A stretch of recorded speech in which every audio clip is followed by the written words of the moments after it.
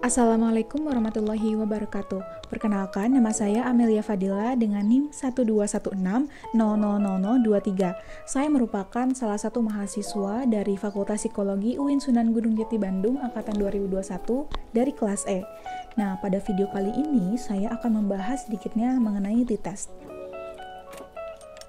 Mulai dari definisi, ciri-ciri, hingga ke kasusnya, saya akan jelaskan pada video ini. Untuk definisinya sendiri, uji t-test ini merupakan suatu metode uji statistik yang fungsinya adalah membandingkan rata-rata dua sampel untuk menguji benar atau tidaknya sebuah hipotesis pada suatu populasi. Nah, sebenarnya kapan sih bisa menggunakan t-test ini?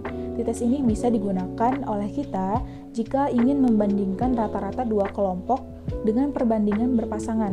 Jadi, kalau ternyata ada data yang ingin kita bandingkan lebih dari dua kelompok, uji t-test tidak bisa diterapkan, sehingga bisa menerapkan analysis of variance yang kita kenal sebagai ANOVA, yang akan dibahas pada pertemuan berikutnya. Untuk uji t-test juga merupakan metode pengujian parametrik, sehingga pengujian ini akan menghasilkan asumsi yang sama tentang data, seperti halnya pada uji parametrik statistika lainnya.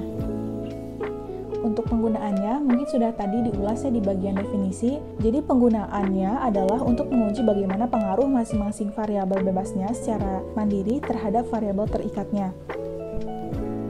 Selanjutnya di sini ada statistik uji dan kriteria uji. Untuk statistik ujinya, di sini ada H0 dan H1 seperti biasa. Nah, H0 ini menyatakan bahwa mu1 sama dengan mu2, atau data 1 itu sama dengan data yang kedua. Jadi tidak terdapat pengaruh yang signifikan antara variabel independen dengan variabel dependennya. Untuk H1 di sini ada mu1 tidak sama dengan mu2, yang menyatakan bahwa terdapat pengaruh yang signifikan antara variabel independen dan variabel dependennya. Kriteria ujinya, H0 ini akan ditolak jika nilai signifikan dari T-nya itu kurang dari 0,05. Artinya dapat disimpulkan ada pengaruh yang signifikan antara variabel independen terhadap variabel dependennya. Sebaliknya juga, H0 akan diterima jika T-nya itu lebih dari 0,05, yang artinya tidak terdapat pengaruh yang signifikan. Ini adalah syarat-syarat yang harus dipenuhi saat kita akan melakukan t-test. Jadi datanya itu bersifat independen atau mandiri. Yang kedua, datanya itu berdistribusi normal. Karena tadi sudah dibahas mengenai parameternya adalah parametrik, jadi kita harus menguji terlebih dahulu normalitasnya, yang pada materi sebelumnya sudah saya bahas di pertemuan pertama. Syarat yang ketiga adalah jumlah varian pada uji T itu bersifat homogenitas varians atau bernilai sama untuk setiap data kelompok yang diuji.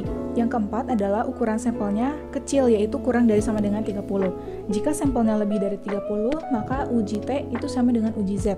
Hanya saja pada uji T itu diasumsikan simpangan baku populasinya tidak diketahui. Nah, yang pertama di sini kita mengenal adanya one sample t-test. Jadi one sample t-test ini berlaku kalau ada sampel data di suatu kelompok itu yang dibandingkan dengan nilai standarnya. Kondisi jumlah sampelnya juga pada setiap kelompok data adalah sama. Jadi semisalkan kita menguji ada 20, berarti kelompok yang keduanya juga 20. Atau varians dari dua kumpulan data yang serupa. Nah, di bawah ini adalah rumus-rumusnya, yang mungkin pada rumusnya ini kurang dipakai untuk kita selanjutnya karena kita akan menggunakan SPSS dalam penyelesaian kasusnya. Untuk kriterianya sendiri, H0 itu akan ditolak jika T hitungnya lebih dari T tabel. T hitung itu nanti akan keluar di output ketika kita sudah menguji t-test menggunakan SPSS. Atau tidak, p-value-nya itu kurang dari nilai taraf signifikansinya. Nah, untuk jenis t-test yang kedua, ini ada two sample t-test yang dispesifikan adalah dependent t-test. Apa sih gitu ya fungsinya? Jadi fungsinya itu adalah untuk membandingkan rata-rata dua grup yang saling berpasangan, yaitu sampel dengan subjek yang sama, namun terdapat dua perlakuan atau kejadian yang berbeda. Di bawah ini ada rumus-rumusnya, dan untuk kriteria uji dari dependent t-test ini adalah H0 ditolak jika T hitungnya lebih besar daripada T tabel atau p-value-nya lebih kecil dari taraf signifikansinya. Untuk jenis yang ketiga, ini ada two sample t-test, yang mana di bagian ini adalah independent t-test. Fungsinya adalah untuk membandingkan rata-rata dua grup yang tidak saling berpasangan, yaitu dua subjek yang berbeda.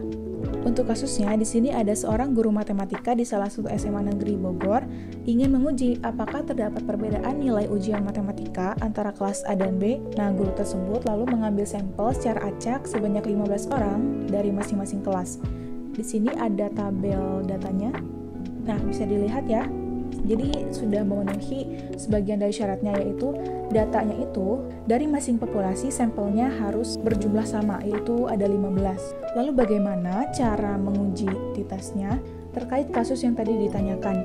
Simak pada pembahasan berikut ini. Oke, di sini kita sudah ada di tampilan SPSS-nya dan sudah saya inputkan data-datanya dari kelas A dan kelas B. Untuk kelas A sendiri saya kasih lambang 1 dan untuk kelas B saya kasih lambang 2. Di sini untuk variable view-nya saya sudah kasih nama juga. Di sini ada nilai dan kelas. Untuk desimalnya 0, values-nya ini di sini saya kasih keterangan. Lalu untuk measure-nya scale, yang kedua adalah nominal. Untuk pengujiannya kita pilih menu analyze, lalu ke compare match, lalu kita pilih independent samples. Kenapa independent? Karena pada kelas ini tidak menyangkut pautkan pengaruh terhadap keduanya. Jadi data yang kita pakai tadi adalah data independen. Lalu kita masukkan nilai ke test variables dan kelas ke grouping variables. Di sini kita klik define groups. Lalu di sini grup 1 kita pilih 1. Lalu grup 2 kita klik 2. Continue lalu oke. Karena di sini parameternya adalah parametrik, jadi kita perlu mengetahui normal atau tidaknya data tersebut. Makanya diuji kenormalannya terlebih dahulu. Nah, di sini kita sudah keluar ya outputnya mulai dari group statistics dan independent sample test. Bagaimana cara membacanya? Simak pada pembahasan berikut ini. Tadi kita sudah melakukan uji menggunakan SPSS. Nah, sekarang kita akan membahas mengenai hasilnya. Di sini untuk tes kenormalan, nilai signifikansinya pada uji Kolmogorov-Smirnov maupun Shapiro-Wilk, baik itu kelas A maupun kelas B, di sini sama-sama 0,2 dan di sini 0,220 dan 0,812, yang mana ini lebih besar daripada taraf signifikansinya yaitu 0,05. Maka di sini kesimpulannya adalah H0 diterima, yang mana data ini berasal dari populasi yang berdistribusi normal. Lalu yang selanjutnya di sini ada tabel group statistics dan independent sample test. Kita fokuskan di bagian Levin's test of equality of variance. Di sini nilai signifikansinya adalah 0,748 dan di sini adalah 0,000. Untuk hipotesis statistik uji homogenitas, di sini adalah nilainya 0,748, yang mana 0,748 itu nilainya lebih besar daripada 0,05. Dan mengacu pada kriteria ujinya, H0 ini akan ditolak jika p-value-nya itu kurang dari nilai signifikansinya. Karena nilai signifikansinya itu lebih kecil daripada p-value-nya, maka H0 ini diterima. Jadi kesimpulan untuk uji homogenitasnya adalah data kedua kelompok ini memiliki varians yang sama. Selanjutnya untuk hipotesis statistik uji T, di sini H0-nya adalah mu1 sama dengan mu2, yang artinya rata-rata nilai ujian matematika kelas A dan kelas B adalah sama. Untuk H1-nya, mu1 tidak sama dengan mu2, yang artinya rata-rata nilai ujian matematika kelas A dan kelas B adalah berbeda.